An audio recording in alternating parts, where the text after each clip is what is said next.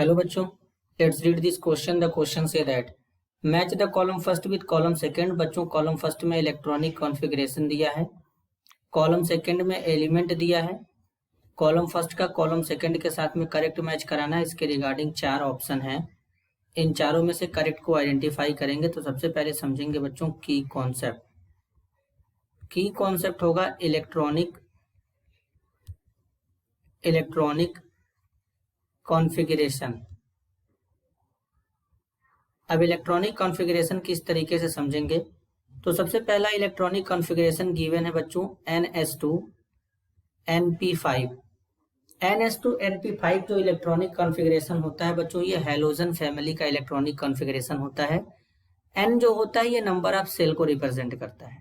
तो बेसिकली अगर हम यहाँ पर कॉलम सेकंड में एक ही एलिमेंट है ब्रोमीन, जो हैलोजन फैमिली से बिलोंग करता है, तो अगर हम ब्रोमीन का इलेक्ट्रॉनिक कॉन्फ़िगरेशन लिखें तो एटॉमिक नंबर 35 होता है। कॉन्फ़िगरेशन क्या हो जाएगा, आर्गन लगाएंगे, यहाँ पर 3D10 हो जाएगा। फिर इसके बाद क्या हो जाएगा 4s2 और यहाँ पर 4p5 हो जाएगा।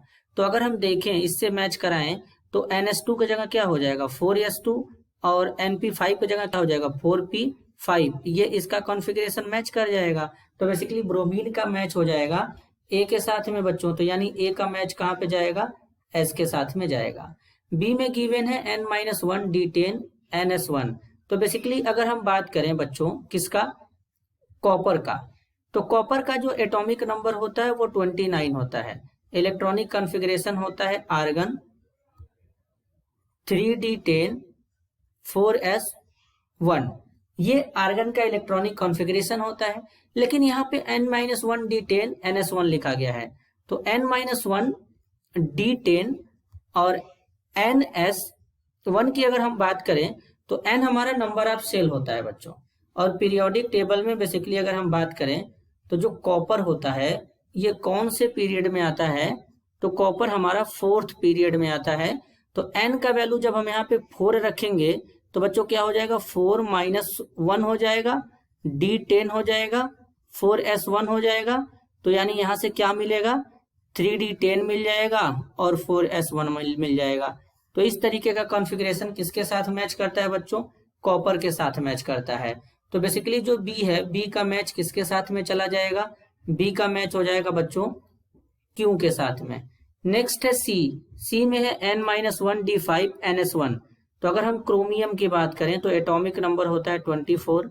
इलेक्ट्रॉनिक कॉन्फ़िगरेशन होता है आर्गन 3D5 4s1। तो अब अगर क्रोमियम में देखेंगे तो इसी तरीके से होगा N-1 के जैसा। तो यानी क्रोमियम का किसके साथ मैच कर गया बच्चों, सी का मैच जाएगा क्रोमियम के साथ में। तो सी का मैच किसके साथ में हो जाएगा, पी के साथ में हो जाएगा। अब बेसिकली डी में इलेक्ट्रॉनिक कॉन्फ़िगरेशन दिया है, तो यहाँ पर एक ही एलिमेंट बचा है क्रिप्टन। तो अगर हम क्रिप्टन का इलेक्ट्रॉनिक कॉन्फ़िगरेशन लिखे बच्चों तो इसका एटॉमिक नंबर क्या होता है 36 होता है। इलेक्ट्रॉनिक कॉन्फ़िगरेशन आर्गन होगा, आर्गन के बाद यहाँ पे क्या हो जाएगा 3D10 हो जाएगा, 4s2 हो जाएगा, 4p6 हो जाएगा। अब बेसिकली अगर हम बात करें कि पीरियोडिक टेबल में जो क्रिप्टन होता है ये कौन से सेल, बेसिकली बच्चों हमारे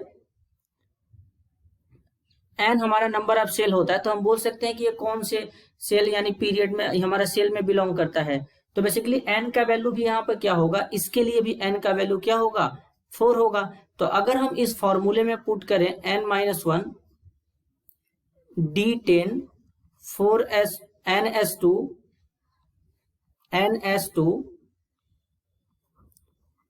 NP6, तो अगर हम इसमें करें तो बेसिकली n का वैल्यू क्या आ जाएगा 4 आ जाएगा, क्योंकि ये भी हमारा चौथे पीरियड से बिलोंग करता है। तो n का वैल्यू 4 - 1 हो जाएगा, यहाँ पे D10 हो जाएगा, 4s2 हो जाएगा, 4p6 हो जाएगा।